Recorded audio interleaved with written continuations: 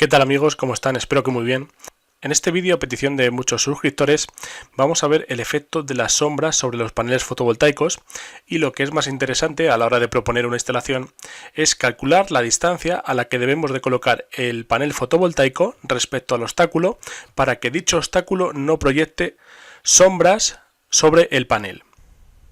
Bien, como sabéis, en un sistema fotovoltaico las sombras son muy perjudiciales para el rendimiento energético del panel, por lo cual debemos siempre instalar un panel fotovoltaico en un sitio donde sepamos seguro que no va a tener sombras de otros objetos. En el caso de que tengamos obstáculos alrededor, como por ejemplo en una cubierta de un edificio podemos tener chimeneas y no dispongamos de espacio para colocar el módulo, en ese caso deberemos de hacer un cálculo aproximado. Yo os voy a enseñar un método simplificado para hacer ese cálculo para saber a qué distancia, como os he dicho, debemos de colocar el panel para que la chimenea o el obstáculo no proyecte sombras sobre él. Las sombras, además de ser perjudiciales en el rendimiento energético, tienen otros efectos más perniciosos que ahora vamos a ver, que pueden acabar con el panel, pueden destruirlo por completo. Vamos a ver cómo una sombra minúscula, que aparentemente no puede tener un efecto muy importante sobre el panel, puede anular por completo un panel, aunque no lo sombree completamente, y es más, incluso en algunos puntos, en algunas células, podemos tener el problema del punto caliente, que ahora vamos a explicar también qué es, que puede dar lugar a la destrucción completa del panel. Bien, para ejemplificar este efecto de la sombra sobre un panel fotovoltaico y en qué consiste, tenemos aquí una imagen donde estamos viendo un módulo fotovoltaico colocado sobre una cubierta, aquí lo estáis viendo.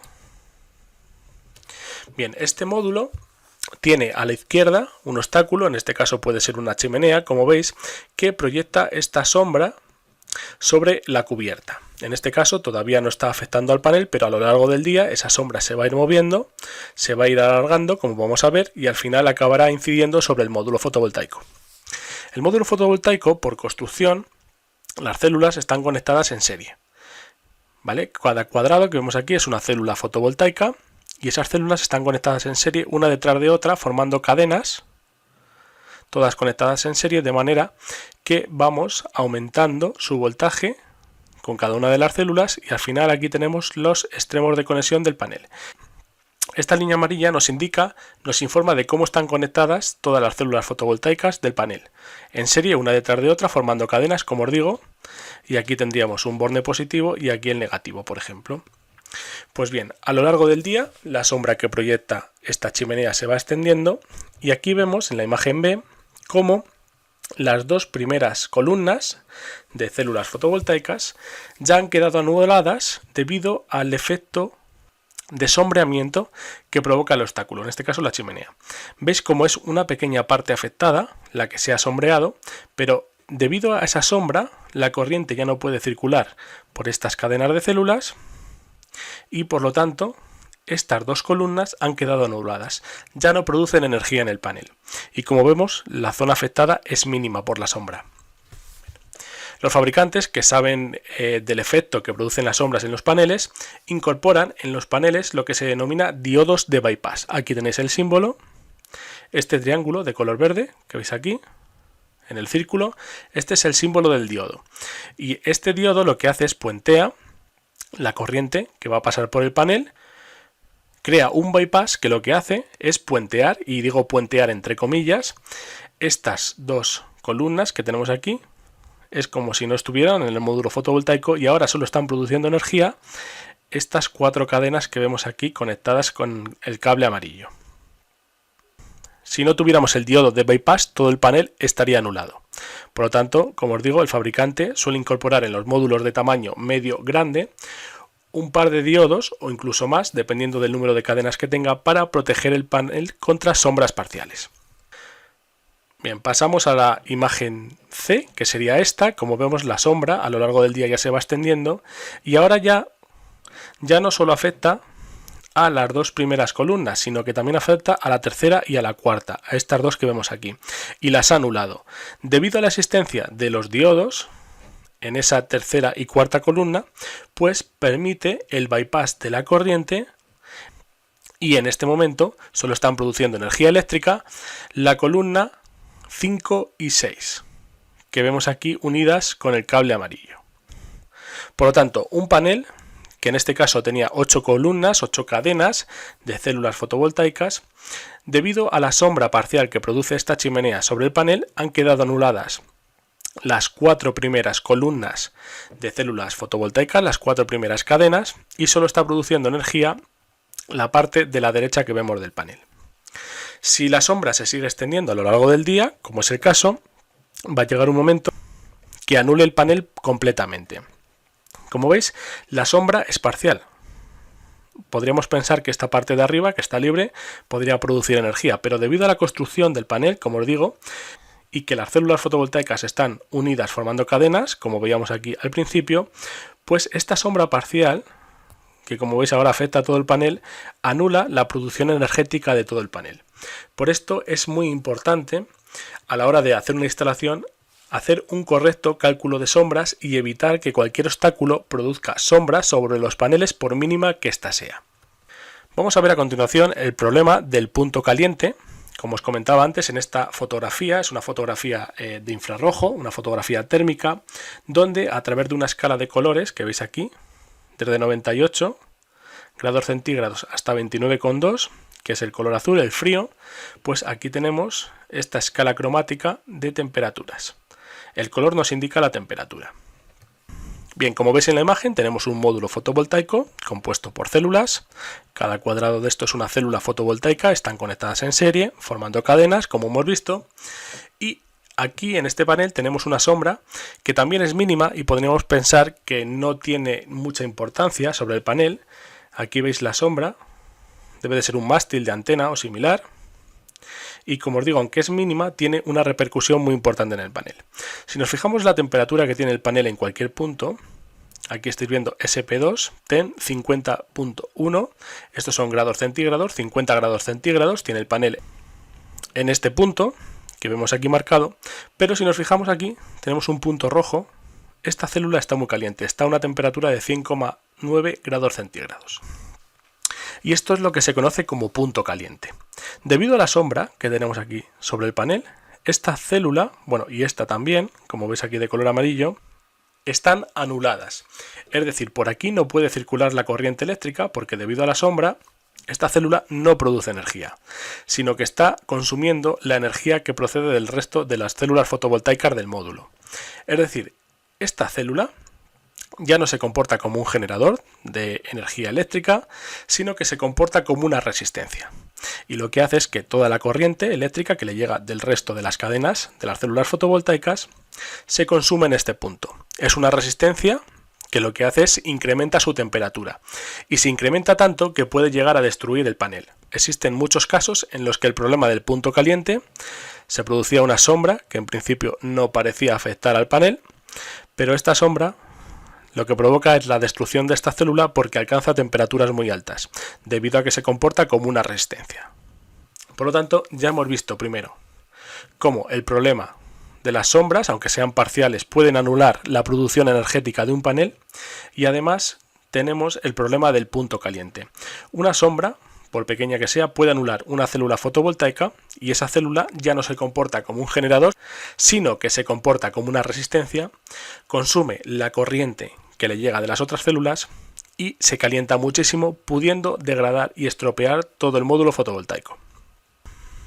Bien, y una vez que hemos visto el problema de las sombras, que como os digo es muy importante, lo tenemos que evitar, pues tenemos que evitarlo, y para ello podemos hacer un cálculo. Yo os voy a enseñar aquí el método más simple, que está basado en una ecuación.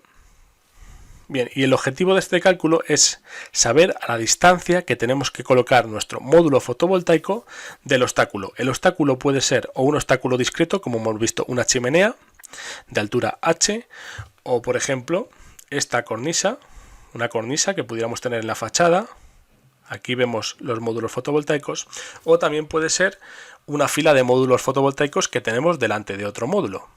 En este caso, el obstáculo sería el módulo fotovoltaico que tenemos precediendo a nuestra fila.